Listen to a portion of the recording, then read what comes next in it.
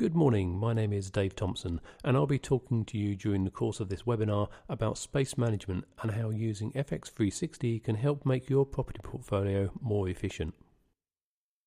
Office space is probably one of your organisation's highest operating costs, and it's not unusual for it to be in the top 3 or 4 operational expenses, often ranking just behind staffing costs. The cost of space varies greatly around the country, with the average cost of a desk in a city being approximately £10,000 per annum. There are also hidden costs to space such as insurance and IT infrastructure that should also be taken into account. Even where an organisation is growing and requires additional space, ineffective space management can be costly. If the growing space requirement is not managed correctly, then the organisation may be forced into untimely decisions such as disadvantageous lease renewals, or simply not have the space to expand when it needs to. Either way, it's important to understand and properly manage this expensive resource. During this presentation, we will talk about the issues that space management presents and demonstrate how the FX360 product can be used to solve these issues. Instead of just demonstrating how the system works, we will explain each area that your organisation will need to address when trying to understand your space portfolio, and then show the way in which the system can help you address those issues. The best way to understand how to make more efficient use of your property portfolio is actually to understand the different ways in which it can be underperforming. By identifying the potential problems, the size and impact of those issues can be understood and appropriate actions planned to remedy them. Perhaps the simplest way in which a building can underperform is by having fewer seats per rentable square foot. Whilst this may seem obvious, it is still often difficult for most organisations to compare different buildings and floors to identify the true efficiency of their space usage. FX360 works in conjunction with floor plans drawn with AutoCAD CAD software to give accurate measurements of available and used space. Here you can see a room being polylined in AutoCAD so that it can be published to the system and its size accurately measured and recorded. If we then look at the dashboards in the web interface, the high-level figure shows the typical space used per seat is 42 square feet. By drilling down into that figure, it can be broken down by building, where we can see that the Unicorn building has the most efficient workstations at just 38 square feet per workstation. We can also see this same figure broken down by floor, where again the Unicorn building's ground floor has the most efficient workstations, whilst the third floor of the Alpha House building is the least efficient. But this is not the entire story, as we can also see the number of locations on a floor in relation to the net internal area of the floor. When looked at this way, we can see that the Alpha House building is actually the most overall efficient building. So you can see that by using FX360, it is much easier to evaluate the portfolio at a glance. In this case, it would appear that the Unicorn building uses smaller desks, but they are laid out less efficiently, meaning that the building's capacity is not as high as it might be. The ability to easily recognise which floors are the least efficient allows you to target those floors for potential improvements. Categorization of space is a very important step in improving overall building efficiency, since it helps you to understand the type of space that you have. Decisions can then be made to assess if the makeup of space is correct for your type of organisation. FX360 is configured with a list of typical space types, which can then be adjusted or completely redefined to match your organisation's requirements. Using FX360's web interface, users can change the space type of single locations or even a number of locations in one go. Floor plan layers then show locations shaded according to their type, making it easy to understand the space you possess. Here we can see several location icons being selected from the floor plan. Then by clicking the edit icon, which is showing in red because we have selected multiple locations, we can see the location details form. Here we can select an alternative space type for these locations and save the change. I can then go to the layers option and see that the change has been reflected by the change in the location color shading. The ability to easily change location properties through the web interface is a very useful feature of FX360, allowing more users to maintain the information. Even the most efficiently laid out floor will still not be performing well if much of its space is either not allocated or is allocated incorrectly. Understanding the parts of the organization that are allocated to, or in other words, own different areas of space, is the first step in really understanding your organization's usage of and requirement for space. FX360 allows spaces to be allocated either to parts of the organization, such as departments, or to specific members of staff. Where staff are allocated to locations, their department codes can be automatically assigned to that location. The system can manage staff with multiple locations or locations with multiple occupants. This includes the ability to be able to share space such as meeting rooms between several departments. Various reports are available, providing you with valuable information such as the total area allocated to particular parts of the organization, the head count of a particular part of the organization, the number of occupied and unoccupied workstations, and much, much more. Tracking space utilization involves identifying over time how much space is actually used and is in many ways the ultimate goal of any space management system. Many organizations imagine that their utilization rate is in the region of almost 100% for administration staff and 70% for other more mobile staff. In actual fact, research has shown that it's more typically 60% or less in both cases. Traditional methods of capturing utilization data are expensive and prone to errors. FX360 can work with Desk Query from Excitech to interrogate desk computers to obtain real-time utilization data. FX360's powerful reporting and floor plan overlay tools then allow this data to be analyzed and made sense of. The quality of information gathered with FX360 and Desk Query can allow your organization to identify underutilization of space. This data can then be used to recommend changes in your property portfolio or in your working practices to reduce costs. The cost of space is often hidden from the business and therefore not taken into account when planning the organization's overall strategy. All too often, the cost of space is absorbed within the overall organization, removing visibility of costs from the component parts of the business. By recording and then feeding back information about space usage and allocation, the business can be motivated to adapt and make savings. The FX360 product allows space charges to be stored within the system and space chargeback reports to be created. These can then be used to either internally charge parts of your organization for the space that they use, or alternatively, they may just be used to support business cases for restructuring parts of your property portfolio. Over recent years, many different working practices have come into common use, such as hot desking, hotelling, and work groups. These different styles of working are not suitable for all organizations or even all parts of a business. However, when used correctly, they can reduce an organization's space requirements drastically. Hot desks are simply desks that have been made available for mobile workers. To provide hot desks may involve special technology such as thin clients, roaming profiles, Bluetooth headsets, laptops, or improved telephone systems. Or at its simplest, it may only require the provision of some spare desks and a recommendation to the business that they be used. FX360 can help organizations to promote hot desking by providing valuable data to support the case for introducing them.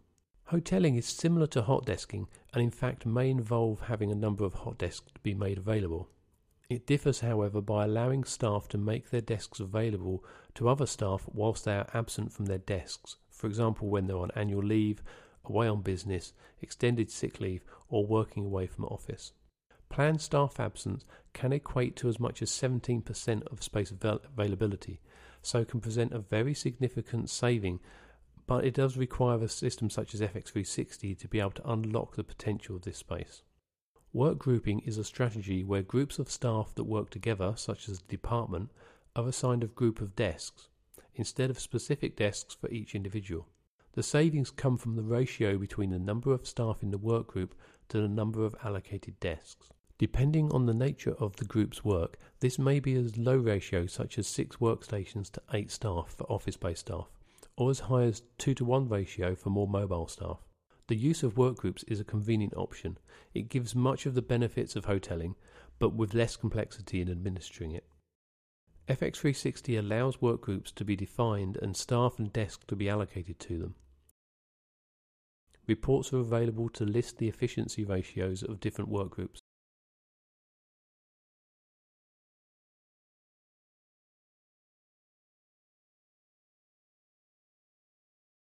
Moves management can be an important part of space management for many organisations, as it helps to keep occupancy up to date. What I'm now about to do is give a quick overview of the Moves Planning module within the FX360 solution. So we open up the Moves Planning tool, and we're going to open a new move, so we'll give the new move a title.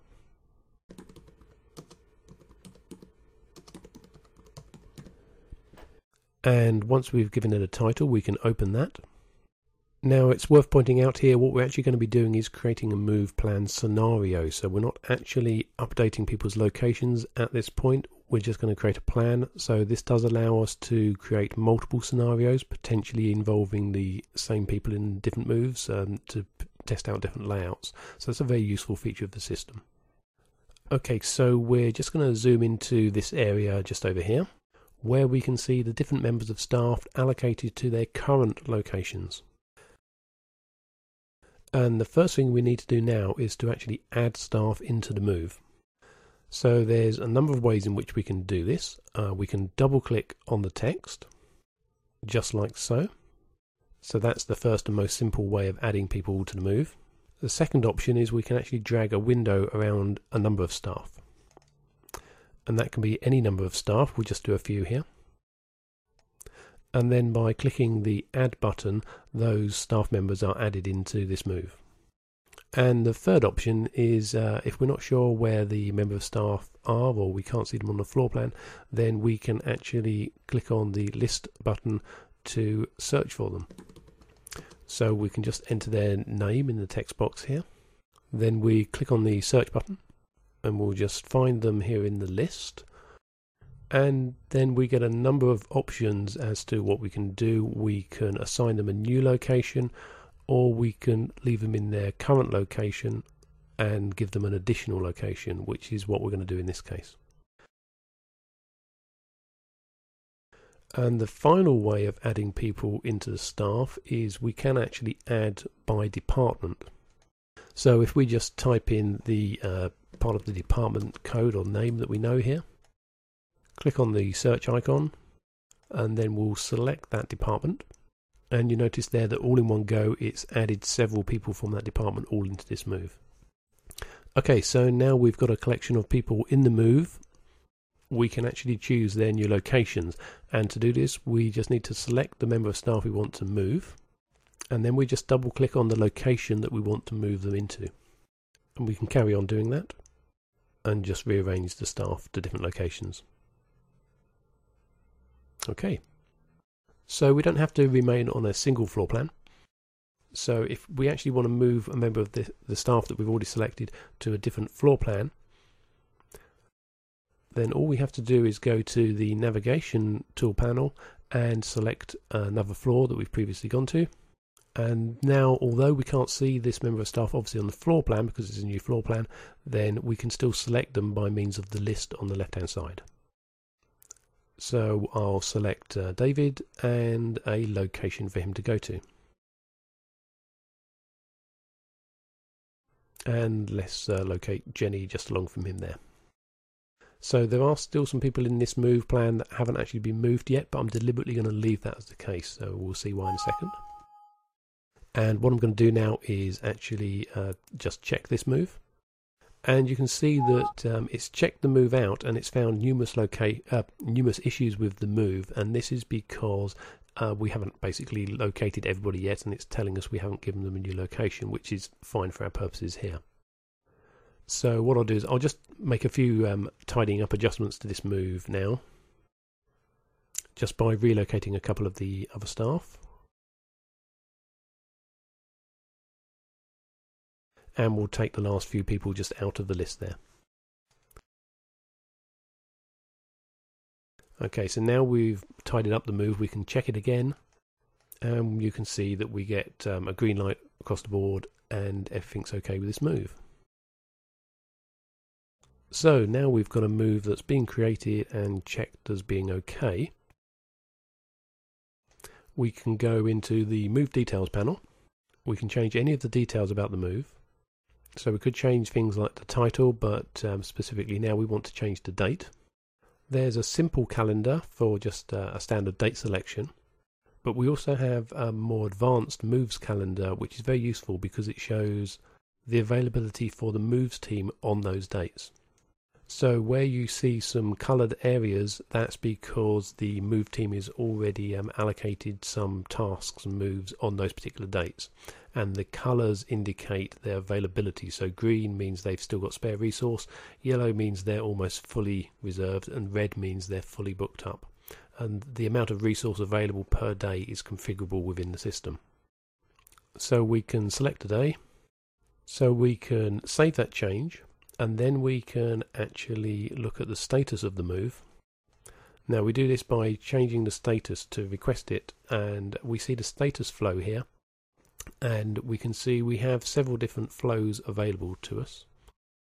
Now depending on which status flow we choose, so for example here requested, then we get a different set of business rules which is applied to that move as a check process. So these are all configurable, but it can check things. So for example here it's saying we haven't given additional approval because it's a large move, we haven't specified a department that's going to pay for the move, and we also haven't put in a move project number into the system. But if we go to the occupancy update, then it actually passes okay through those checks because there's less checks defined in the system for an occupancy update move. So you can see how the different profiles work. So we'll just save that, and now it's automatically put us into the moves documentation panel. So from here we can actually, if we want to, generate a from and to spreadsheet. Now I've just opened it up in HTML mode here. So you can see it's just then created a complete from and to list. The format of that can be configured to your specific requirements, but the system is capable of generating pretty much all of the documentation you need to support a move and a move process. So for example, from and to plans, so this is all of the from locations, and we can display those obviously as text or here as marks. So here we have the two locations for this move, and these can be obviously any of these plans can actually be PDF'd out, printed out, or emailed to provide information for the move teams. Other types of information that it can produce here are things like crate labels, location labels, and so on. So now that we've actually planned this move, if we actually want to action it so that we do actually update the live data within the system, then we're just going to select the run this move option, and this presents us with a list of all of the moves available to be run. So we'll just select the particular move we're talking about here. We're obviously doing it on the wrong date, but you'd normally actually run this on the date of the actual move. And you can see as we execute it, it gives us a report on the actions that the move's taken, and this report is automatically emailed out to the member of staff that created the move and also the member of staff that ran the move for records purposes. So now this has been run, it's actually updated those members of staff on the system so that their current location is set based on where we've moved them to. So you can see how this fits into the broader picture of being able to keep on top of the occupancy in terms of who sits where and therefore who owns what space, and it provides a much more organised approach, not just to organising moves but also to actually maintaining your occupancy data to a detailed and quality level.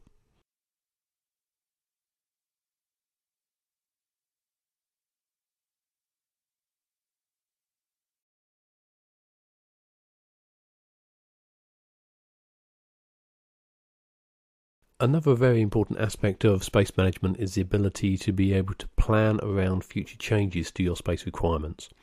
Many businesses are actually reactive towards changes that are forced upon them, such as organisational growth and shrinkage, or indeed losing properties through things such as lease expiration. Often, even when they do form longer-term plans, those plans are just based on assumptions as opposed to hard facts. What we're going to look at is the FX360 strategic planning tool, which is a module within FX360 that allows users to create realistic profiles of plans, scenario planning of future events and how it affects their actual space. So we can actually create multiple scenarios here. We've got one that's already loaded, but I'm going to go into just a scratch scenario that's got a couple of events already in there just to save a bit of time. This scenario is aimed around the London part of the portfolio, and the events I've already got in on the 27th of February, the building AH floor 2 is going to go offline. On the 1st of April, we're going to apply a growth forecast, and on the 29th of May, the whole of the building AH is actually going to go offline. So we can look at each of these dates individually and see a breakdown on the right hand side showing by at the moment by area type and capacity what space we actually have in terms of provisioned and what type quantity of space we require and the balance. And we can actually look at any of these over time by clicking on the top, and we can see the overall total amount of space charted, or we can look at a specific item such as a particular area type, so workstation professional in this case, and we can see how the amount of space is actually changing over time. And we see the shaded area is the provision space and the line is actually the required space. So we can see for this particular space type there's a divergence between the two here and also here. So here is an excess of space and here is where we have a shortfall of space. But we can also then actually look at that through the pinch view. This shows us a similar thing, but it's just going to highlight where we have differences, where we have either an excess of space, which is the figures highlighted in green, or we have a shortfall of space, which is the figures highlighted in red. And what we're going to do is, just for purposes of demonstration, we're going to actually focus on the workstation professional. So I'm going to go back into the text view and we're going to see if we can somehow kind of alleviate some of these issues that we have in terms of a shortage of workstation professional that we can see developing over time here. So what we can actually do first of all is we can actually add a new action or event into the scenario. So what I'm going to do is I'm going to put a notional change into the system. So basically what we're going to do is we're going to swap locations from one area type to another. So this is, for example, where perhaps one of the board of directors has suggested, well, can't we just get rid of all of the offices and we'll replace those with desks, and that will give us some more space, for example. So what we can do is we'll say, well, okay, on the January the 15th, I think we'll do it, and we're actually going to, for the entire AH building, and we'll say, let's change the office single, and we'll change those to the space type we're trying to increase the amount of space we've got to workstation professionals, and we'll notionally say we're going to get 3 of these workstations in for every office that we're going to rip out. So we save that, we just refresh the data, and you can see how the actual provision space has increased as that happens. Okay. But we're still getting a divergence here, principally where the second floor is coming offline. We're hitting a shortfall yet again because the floor's coming offline. So let's try a different approach. We'll still rip out all our offices and we'll change them to workstation professionals, but what we can actually do is we can add another event in. So let's say we instigate some form of hot desking or hoteling type scenario that we've already discussed in this presentation. What we'll do there is we'll say, well, the required space type, we're generally going to say we'll apply it to the building. We could apply it to the department. We'll just do it to the building. Keep it simple.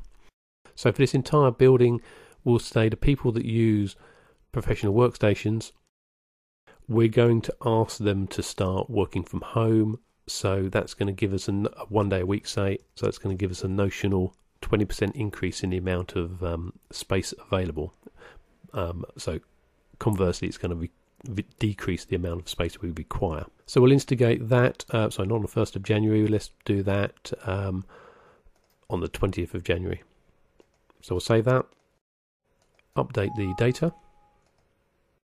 and now if we look at our Workstation Professional, now you can see we've got an excess here where we've actually instigated this plan on the 20th, and then by the 27th we're actually kind of breaking even, but obviously our requirements are going up because we've got the growth forecast coming into play, and our provision isn't increasing. And ultimately we're taking the entire building off of line, so we're going to have a massive shortfall. So this is a kind of a bit of a sticking plaster approach to trying to resolve the issue. So what we really need is to replace this building with some kind of additional building or floor. So we'll add a new event to the scenario, and we'll say, well, actually on the 1st of April we're going to get a new building or a new floor added to the portfolio.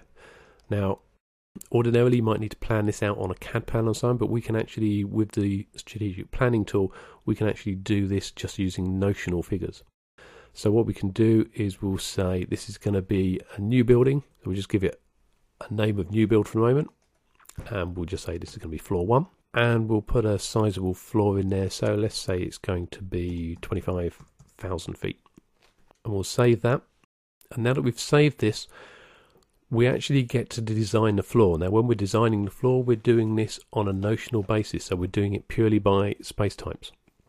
So what we can do is to say, well, we're replacing the Alpha House building, so what we'll do is we'll base it on one of their existing floors. So we know it's going to be similar to the first floor of Alpha House, and we can hit base on existing floor, and what it's done is it's automatically created a whole list of area types and a notional size for each of those and a notional quantity. So it's taken the average size, for example, of a professional workstation. The average size in the AH second floor was 42, and it's given us 256 because it's kind of basically trying to fill out this 25,000 square foot of space that we've allocated ourselves. Now we can remove various items. We can generally adjust this. So if we want to say, well, okay, well actually we're going to have less of these office singles, so we'll reduce that and we'll increase the number of workstations instead. This is 18,000 square foot, so we're actually nowhere near our total, so we can actually increase this right up to, let's say, 320. Okay, so we're getting closer, and so we don't need to get that exactly perfect for now. So if we save that, come back, refresh, and now if we look at the Workstation Professional, we can see that we've suddenly got a lot more Workstation Professionals coming online around that date. So this is just a really simple demonstration showing you how that we can make use of the strategic planning tool to predict either excess or shortfall of space over time, but also put in scenarios and plans as to how we might remedy that. And we can then see that through this view here, but we can also access the report system. And in the report system, this is the standard report system that we've seen elsewhere in FX360. So you have access to all of your standard reports that you'd normally run on live data, but you have the advantage of being able to select our strategic plan and a date, so you can actually run one of your existing space reports, which you're used to and you're familiar with, but actually run it based on data that the system is predicting into the future. So using the archive, you can look at historical data. Using the standard reports, you can look at current data, and you can now actually look at the predicted or future data, so you can see into the future using the report system. So that's a very quick overview, but that's how the strategic planning tool can allow you to evaluate your portfolio as you go into the future. The FX360 strategic planning tool can help businesses to avoid the costs of not managing change effectively. For example, wastage such as vacant space or buildings, operational costs such as having to extend leases or taking on short-term leases, and lease exit penalties. Also, having the wrong sort of space can make the overall business less effective or hinder expansion. FX360 is a suite of products which includes several modules. There is a hazard management module which maintains a register of hazards such as asbestos, Legionella and so on. The moves management module, which we have seen during the course of this presentation. The strategic planning module, which we have again seen today. And the BIM integration module, which enables the software to connect to 3D systems such as Revit for BIM modelling. Thank you very much for watching the presentation today, and we will now be open for a question and answer session.